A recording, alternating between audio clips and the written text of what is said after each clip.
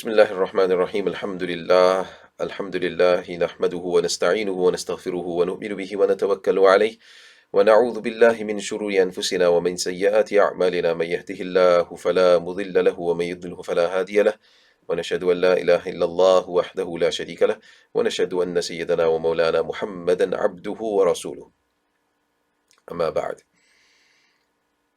ربنا زدنا علما ربنا زدنا علما ربنا زدنا علما اللهم انفعنا بما علمتنا وعلمنا ما ينفعنا سبحانك لا علم لنا إلا ما علمتنا إنك أنت العليم الحكيم رب اشرح لي صدري ويسر لي أمري واحلل عقدة من لساني يفقهوا قولي. We make dua to Allah Ta'ala, firstly, that He gives us the beneficial knowledge as always, and He gives us the ability to obtain this knowledge, this sacred knowledge of His, to the best of our ability, and He opens up this knowledge to us that it forms and becomes a nur, a spiritual light and guidance for us. Ameen ya Rabbal Alameen. And I make dua for all of you as well. I hope everyone's well. Welcome to our next session. Today we will be covering the next parts of the book. As I mentioned previously, we would be going through the full method of wudu, the procedure of wudu. So I will go through the procedure of wudu firstly. After going through the procedure of wudu, mentioning what's sunnah, what's fard in amongst that, we will then move on to the book, and we will continue with the conditions of the validity of the wudu. So what are the conditions that need to be fulfilled for the wudu to be valid? So we'll go through 3 conditions there mentioned in the book. Then the legal ruling will be mentioned, the hukm of wudu, and then comes the integrals of wudu. What are the integrals, which we covered already, but he's going to mention that. And then he's going to talk about 3 categories of wudu. What are the 3 categories of wudu? And we'll go through that. Then lastly, today we will be doing the nullifiers of wudu, the things that nullify and break a person's wudu. So we will go through them and mention them in detail. Bismillah ar-Rahman ar-Rahim, alhamdulillah, wa salatu wa salamu ala rasulillah. So today we are firstly going to go through the method, the procedure of wudu from beginning till end, just to make sure everyone remembers. So starting firstly with making a intention. So a person should make an intention that I am removing impurity, my impure state, which we call the hadath al-asghar, the state of minor ritual impurity. So I'm removing the state of impurity, I'm purifying myself, that's enough as well, or I'm purifying myself, I'm attaining this wudu, I'm doing wudu to attain ritual purity. So any of these intentions, doesn't have to be all of them, any intention that I am doing wudu, that would suffice enough. And you don't have to make the intention verbally. A person, if you think of it, in the mind, that much is also enough. But if you verbally say it, that's fine as well. You don't have to verbally say it. So that's the first thing a person should do. Anything that I'm mentioning is going to be sunnah unless I state otherwise. So this is all sunnah. Saying Bismillah. So starting with the name of Allah, saying Bismillah. Saying Bismillah is enough. Or Bismillahi ala millati Rasulillah. Bismillahir Rahmanir Rahim. So any of these du'as, saying this is also considered to be sunnah. So that's the second thing a person would do. Next, we wash the hands up to the wrist. So washing the hands up to the wrist 3 times, first the right hand and then the left hand, or starting at least with the right hand. This is going to be sunnah. Then gargling, rinsing the mouth. So taking water 3 times. So take water and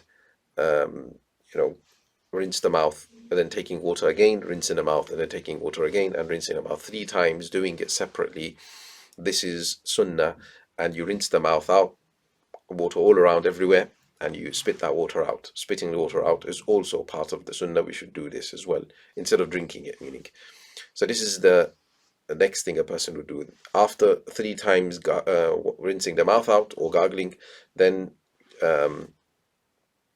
rinsing out the nose. So you take water into your right hand, as so, and then you would just put it where the nose is, slightly, like I explained previously, slight sniff, doesn't have to go beyond the soft bone, and then you would clean with the small finger. Left hand, cleaning with the left hand is also part of the sunnah. Then after doing that, then you move on to that fard, which is washing the whole face from what we already described, on top of the forehead, below the chin, one earlobe to the other earlobe, washing it once thoroughly, washing it fully once. This is fard. Washing it 3 times is sunnah. And rubbing whilst we're doing this is part of the mustahab actions that we talked about, or sunnah actions. In fact, a person should rub on this. So that's that. And also part of the sunnah is if a person has a thin beard, a beard whereby you can see the skin through it, then you would wash the skin. So you have to wash that part of the skin too. But if a person has a thick beard whereby you cannot see the skin, then you would have to just wash the hair that is on the actual face. The hair that's on the face, you wash that. So you wash that. But the hair that's hanging, you don't need to wash that. You just pass your wet hands through that part. And you do khilal, which we talked about, passing a wet hand through the beard. And that's part of the sunnah. In the hadith, we find Prophet ﷺ having taken water in the middle of his palm, and he just put it below his chin, and he says, "Hada bihada amarani Rabbi, wa hada amarani Rabbi," or kama qal, that this is what my Lord has commanded me to do. So this is also something that a person can do through the hadith of Rasulullah ﷺ.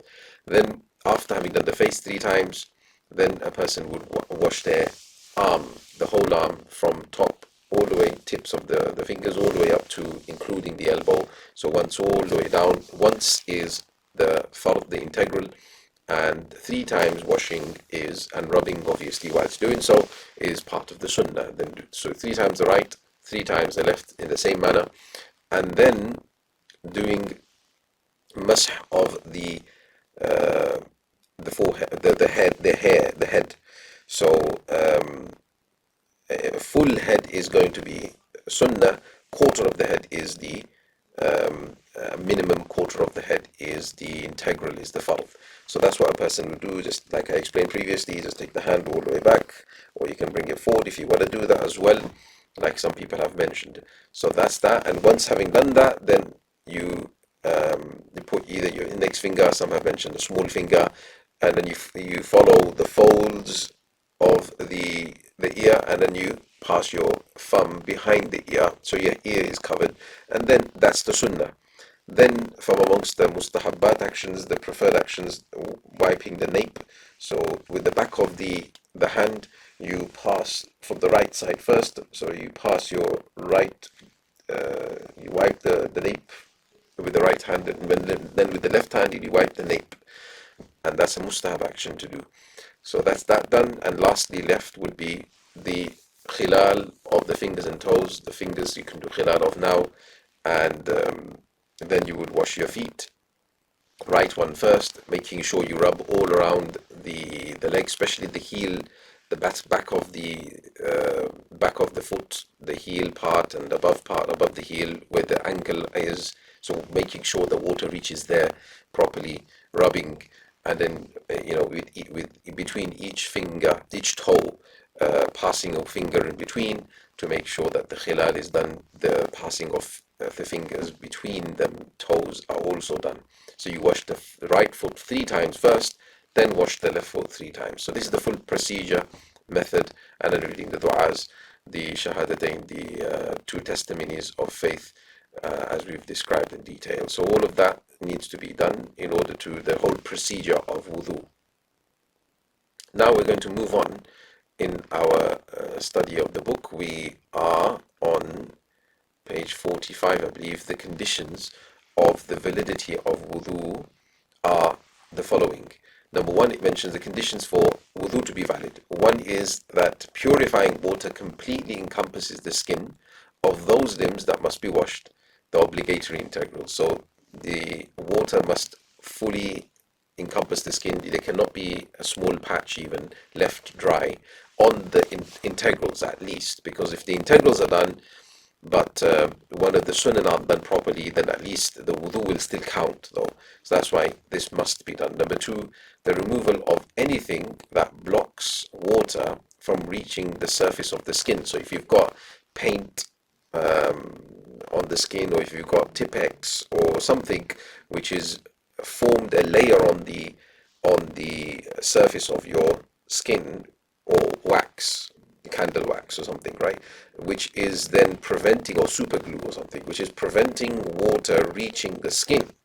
Then you have to remove this this block, whatever the blocker is, whatever is blocking. So you would take some turpentine, you would take some whatever you're using to remove the paint, to remove some people have mentioned the super glue nail polish remover.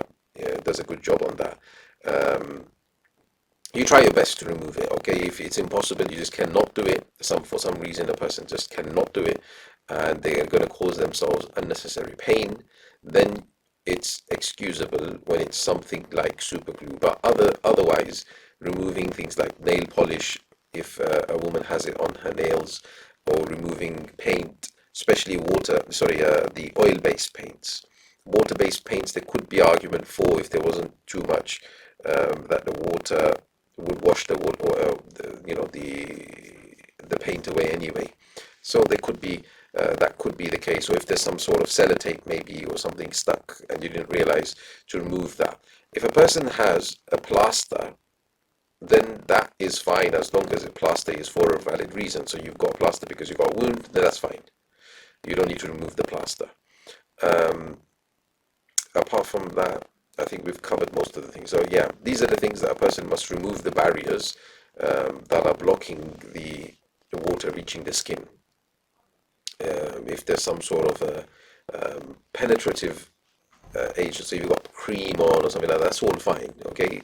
Because these are not actual barriers, okay? You've got oil, you put oil on, this is all fine, because from the sunnah we realize, though oil is a water repellent, but you've got oil on yourself, that's fine, because from the sunnah we do know that Rasulullah used to use oil in various parts of his, like in his beard, on his hair, but this was allowed. So, but otherwise, any other sort of foreign substance needs to be removed. Likewise, if a person has dirt stuck underneath the fingernails or anywhere else, yeah, then this is not a barrier again. This is not, because that's not something which is going to block water. It's not it doesn't form a barrier as such to prevent water reaching beyond. It will penetrate, it will suck up the water, the dirt, the dust, maybe, whatever it may be. In fact, it will wash away if you put enough water. So these are things that are not barriers, and things that are barriers we've discussed. Hopefully people understand that. Number three is the ending of any state that contradicts it, meaning anything that contradicts wudu whilst washing, i.e. while performing wudu, such as the appearance of urine at the tip of the penis. So basically a breaker takes place. Something happens which breaks the wudu before you've completed your wudu, in essence. So this will also break the wudu. So if a person's, whilst they're doing wudu, they've washed their face by now, they're just moving on to washing their arm, and they passed wind. So they can't carry on doing wudu. They have to start all over again. So that's what this particular number three is talking about. That something which obviously contradicts the wudu. So if a person, especially the one that is mentioned here, urine appearing at the penis, for men especially, this one is going to be something that we need to take care of a lot. If a person's just been to relieve themselves and straight after that they are doing wudu, then many a times the droplets of urine have not fully come out yet. So there needs to be, we need to make sure that the droplets of urine have come out. There are various ways to do this. You cough loudly, you maybe cause a bit of pressure there, maybe some people, you put tissue there to suck up any sort of liquid that may be there in the urethra, maybe. So these are things that a person can do to make sure this is happening. Now, moving on, the its legal ruling, the hukm, the legal ruling of wudu. What's the legal ruling of wudu? So it's now that is the permissibility of that which was impermissible before it. So things that were impermissible to do, for example, prayer, such as performing prayer, you weren't allowed to pray salat, you weren't allowed to pray before having that wudu. Now you've done the wudu, that's going to be allowed. And touching a copy of the mushaf of the Quran, that was not allowed, now it's going to be allowed. So these are things, this is the legal ruling of wudu, that it allows you to do things that way, you weren't allowed to do before that state of wudu. And it's integral. These are just things that we go through just to explain what's the hukam, what's the rukn, what's the arkan, what are the integrals, you say. So the integral of wudu is the four integrals that we prayed from the Quran, namely the face, the arms, the head, and the feet. So these are the integrals that we mentioned. Then the categories of wudu, meaning there are, what type of wudus can you do? So you can do an obligatory, which is the fard wudu. Then you got mandatory, meaning mandatory wajib wudu, and then you got recommended, meaning mustahab wudu, preferred wudu. So these are three categories of wudu in terms of ruling wise.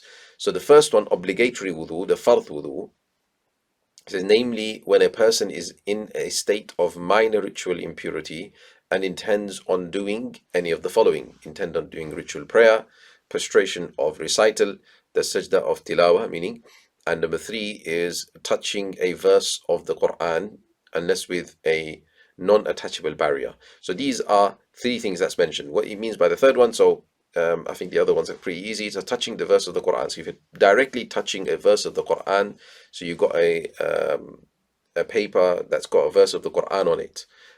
It may be a paper that's got anything else written on it. So the paper, because it's got majority non-Quran written on it, holding the paper is fine, but touching the verse is not. You can't touch the verse. So, but if the paper only has Quran on it, nothing else, or majority Quran on it, so more than 50% of what's written on that paper is Quran, then you cannot touch the paper. The paper is not allowed to be touched even. But if there's more than 50% non-Quran written on it, yeah, for example, translation, or for example, tafsir, the commentary, or whatever else, there's something else written, then you can touch the paper, but you cannot touch the actual verse. So that's why I'm saying touching a verse of the Quran. I mean, the only way it says that you can touch that verse now is this is unless with a non-attachable barrier. So if you've got a pen, for example, a stylus or something, right, and you're touching with a stylus, then that's fine. But you can't touch it with, for example, an attachable barrier, meaning something which is attached to you. So for example, your sleeve, so you just pull out your sleeve and you're touching with the sleeve now. No, that's not allowed because that's attached to you, right? But if you take, for example, your hat off, you take your hat off and you use a hat as a cloth, and you are now turning the page or holding this paper that's got Quran, or the actual mushaf, even you're holding the actual Quran with this cloth now, then that's fine, you can do this. So that's what he means by non-attachable barrier or attachable barrier. Hopefully people understand the difference between them. So this is what we understood in terms of the obligatory wudu, meaning the things that wudu would be necessary for. So in essence, it's performance of prayer. If a person wants to pray salat, or touching the Quran. Why I'm just putting it down to two, though he says the prostration of prayer, prostration of recitation, which is obviously sajda tilawa, but sajda tilawa comes into Quran recitation anyway. But yeah, I mean, doing the prostration is a act which was done in wudu. Sorry, in salat. Sorry, so salat is not allowed. So the act within salat would also not be, that act would not be allowed. But anyway, that is also mentioned separately by some people. Some people have mentioned even the funeral prayer, the salatul janaza. You would need wudu for that. So then you can carry on listing more things that would that the wudu would be obligatory for. That's that one. Next one is the mandatory wajib wudu, namely when a person is in a state of minor ritual impurity. Minor ritual impurity, like I explained, is a major ritual impurity which the ghusl will be necessary for, a ritual bath will be necessary for. But the minor ritual impurity is how we're going to understand it, hopefully in the next coming pages it will explain. But the minor ritual impurity is what we're trying to get rid of whilst we're doing wudu. So and intends on performing circumambulation, tawaf of around the Kaaba, or touching a book of Quranic exegesis. This is the tafsir. So a person wants to touch this. This is where it would be wajib now, a mandatory wajib for a person to do wudu. No, it won't be necessary, obligatory fard, but bigger. So the obligatory fard is what we understand through strong sources, which is unquestionable. It's something you will learn in the other lessons, inshallah. But the mandatory wajib is now something which we're understanding through lesser degree of proof, but it still remains to be necessary as mandatory, same thing as obligatory. But in terms of in terms of belief regarding what they are, there's obviously a slight difference, which we will read in one of the other lessons, inshallah. So so the point here is, if a person performs, what's the difference here? Okay, so if a person was to perform the circumambulation, the tawaf around the Kaaba, and they did it in a state of without wudu, in a state of the minor ritual impurity, without the state of wudu, then the tawaf will be done, but they will have to now give a penalty for performing the tawaf in a state of minor ritual impurity.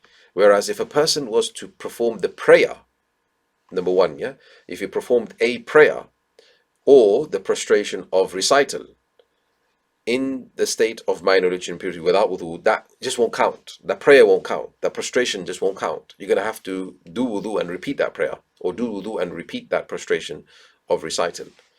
So that's the difference between the obligatory one, where if the minor, if the wudu was not there, the act won't count.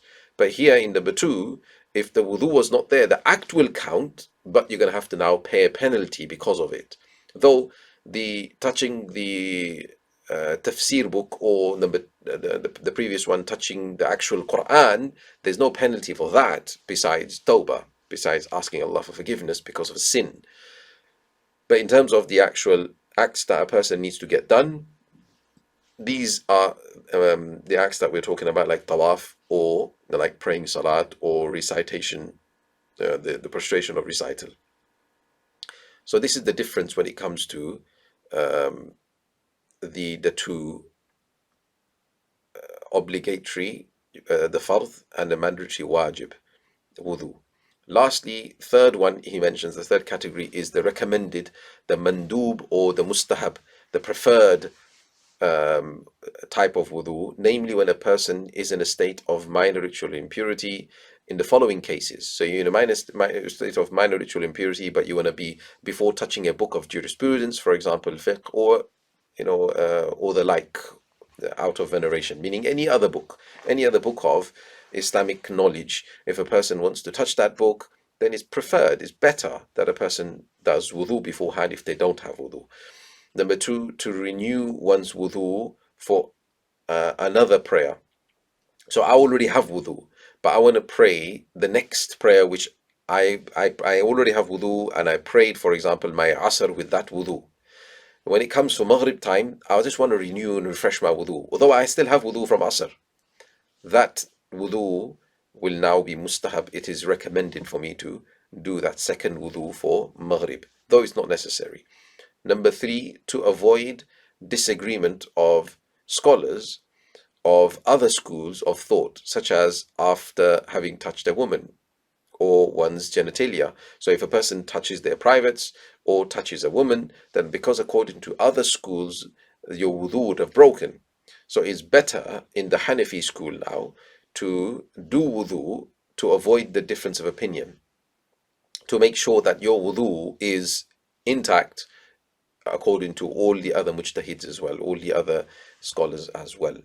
Number 4, before sleeping. So before going to sleep, if you don't have wudu already, then going to sleep in the state of wudu is preferred, because it's mentioned a lot of rewards for this. A person could die in that sleep, and they would die with the reward of shaheed. Number 5, after waking up from sleep. So obviously when you wake up from your sleep, you're not going to have wudu, so prefer to do wudu so that you stay in the state of wudu. Number 6, after every sin. So any sin a person does, then it is recommended that a person does wudu, because the sins will, especially the minor sins, will fall off the limbs when a person is doing wudu. Number 7, after laughing aloud outside of prayer. But inside the prayer, which we will pray next, the inside of the prayer will break the wudu, but outside of the prayer, it won't break your wudu if you laugh aloud, but it's better now to do wudu if you laughed aloud outside of salat, but not necessary. So these are recommended times as to when a person should do wudu. There are many others that people have listed, as to when a person, could do, after backbiting, though sins will cover that, just to stay in a state of wudu constantly. If a person broke their wudu and there's no salat time or anything like that, but just to do it. When a person becomes angry, when a person, before performing adhan, for example, because it's not necessary that you do adhan in a state of wudu, but it's recommended, it's better. When going to see the Prophet grave, when going to, all of these kind of actions. So there's so many other actions that people have listed. Other fuqaha, the jurists have listed many other reasons as to when it would be recommended. But the point is understood, hopefully, that generally, if it's not obligatory, if it's not mandatory wajib, it's gonna be mustahab in any other time. So for any other thing, it would be mustahab after having, for example, just given a deceased person, they bathing, you bathed the deceased, you did the ghusl of janaza. So after that, it's also recommended to do your wudu again, though not necessary. So these are all other recommendations. So the point is, it has to fall under one of the 3 categories. It is either going to be obligatory for you to do wudu, or it's going to be mandatory wajib for you to do wudu, or it's going to be recommended for you to do wudu. So if it's not the first 2, it's the last one in essence. Hopefully people understand this one.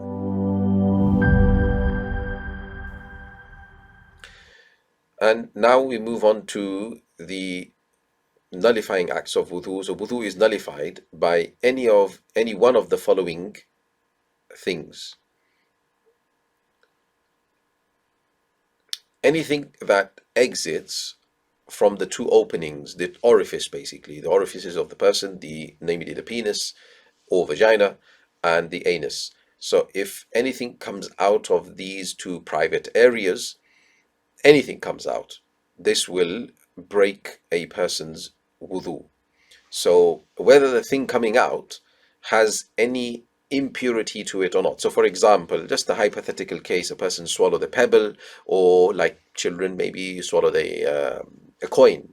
So if a person swallows a coin and eventually it comes out, normally it would come out with the feces. It would come out when a person does go for the defecation. But just a hypothetical case that it came out without any impurity on it, it will still break the wudu, okay, because it's come out of the back passage. So anything coming out from front passage, anything coming out of the back passage will break the wudu. So this is something which a person is obvious, it's a natural, normal one. Even if it be wind, even if it be, wind passing, so you can understand that. Yes, so that's number 1. Number 2, filth that flows from other than the 2 openings, such as blood or pus. So anywhere else that something comes out of, anywhere else of the body, that thing coming out has to be filthy. So if, for example, you have a wound on your arm or anywhere, now there is now an opening here. What's coming out of the wound? There is pus, there is blood, there is other fluids that are coming out maybe.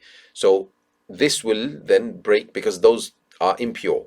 So then those impure fluids coming out, whether it be blood or pus or anything, this will break the wudu. Okay, but if something came out of these orifice which is not impure, not considered to be impure, then this will not break a person's wudu. So, for instance, you have a splinter, a piece of wood got stuck into you, and you pulled out that wood. So, because it came out of your body, it doesn't mean that your wudu will break now. No, it's fine. As long as there's no filth stuck onto it, there's no blood that's coming out or anything like that, it's fine. Your wudu will not break. So, things that come out from the private areas, anything coming out will break the wudu. But when it's not the private areas, it's anything else coming out of your body, then that has to be filthy it has to be filth for it to be breaking your wudu. So that's number one, and number two, hopefully people have understood. Number three, vomiting a mouthful or more. So if a person vomits a mouthful or more, this will break their wudu. So remembering mouthful is the most important thing here to remember. What it means by mouthful is that a person is not able to control, a person is not able to prevent that vomit coming out. If you're able to keep a hold of your mouth, your vomit comes out, but you're able to do this, yeah? You're able to keep it in. This is not a mouthful then. So the definition of mouthful is that much that a person is unable to withhold, okay, without making too much strain. Obviously, if you were like doing something, unconventional, and somehow you closed your mouth and then you control it, but then that would be different, right? But normally a person would not be able to control it. So this is a mouthful, and that much will break a person's wudu. If a small amount comes out, then it will not break a person's wudu. It's as simple as that. So if it's not a mouthful, it won't break the wudu. Number four, sleeping in a position such that the buttocks are not firmly planted onto the ground, such as while laying down. So, for example, if a person's laying down or leaning on one side. So if I'm sitting the way I'm sitting on my chair, the buttocks are firmly planted onto the ground, onto the seat, you would say. So because they are firmly planted onto the seat, if I fell asleep in this state, my wudu will not break. Okay, this is a big misunderstanding by some people. They normally understand this to be falling asleep, leaning against something. So I'm leaning against my backrest, but still it will not break my wudu. Okay, why? Is because the main thing is to understand that the buttocks are firmly placed onto the ground or onto something. Basically, there's a seat here, and is placed down onto that.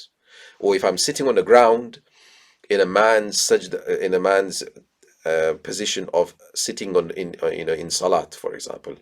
So if you're sitting in that way, in a tashahhud position, or if you're sitting cross-legged, even like sitting on fours, that's where it's a cross-legged. So if a person's sitting like that, then again the buttocks are firmly planted onto the ground.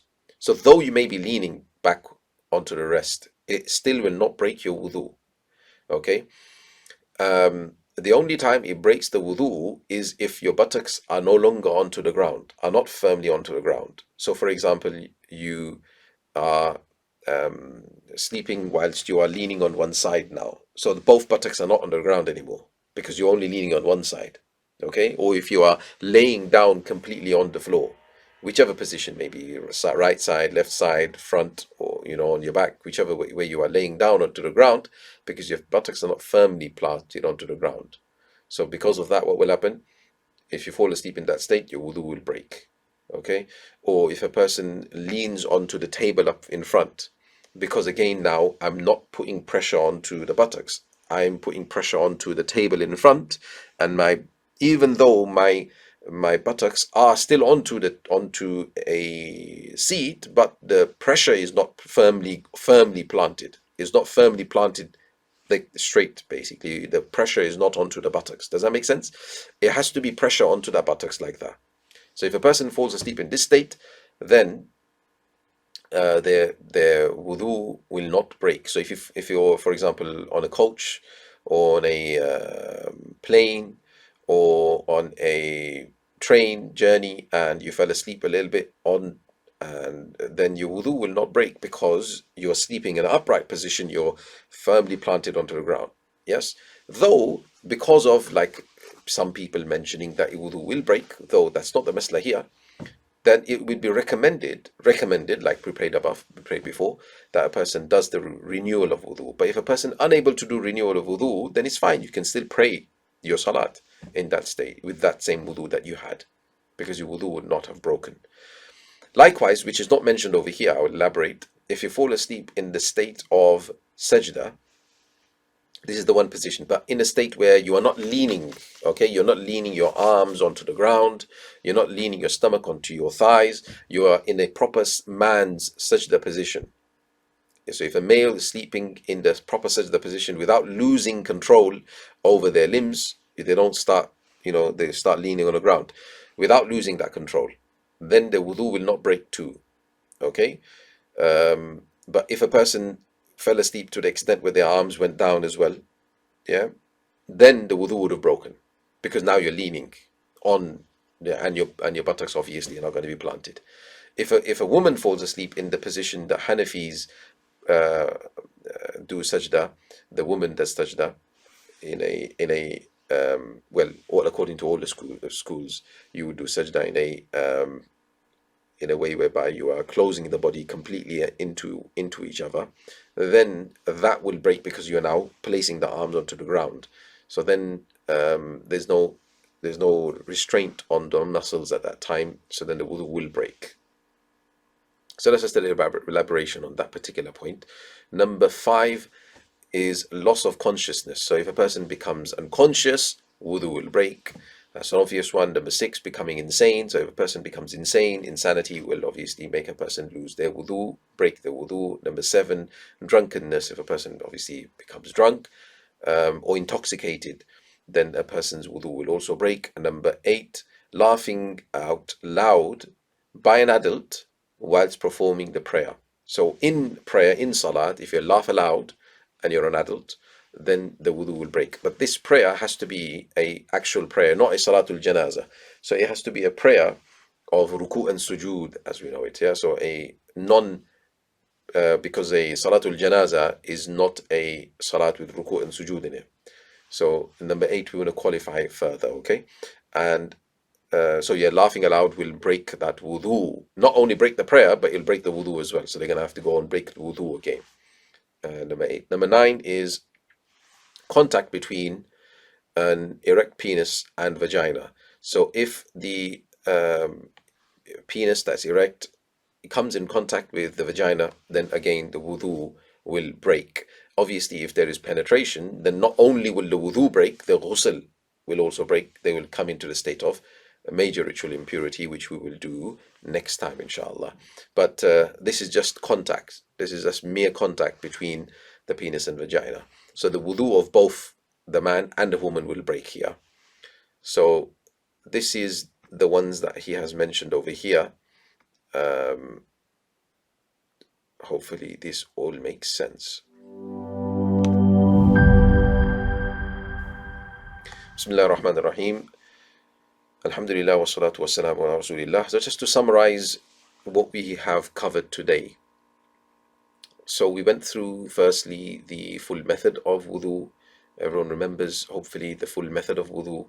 For those who may not know how to do wudu properly like that, just take notes, pause it, remember it. When you're doing wudu next, make sure you try to bring this into our thing. I forgot to mention one thing in between, which was whilst gargling, you meant to have done a miswak, which was also part of the sunnah.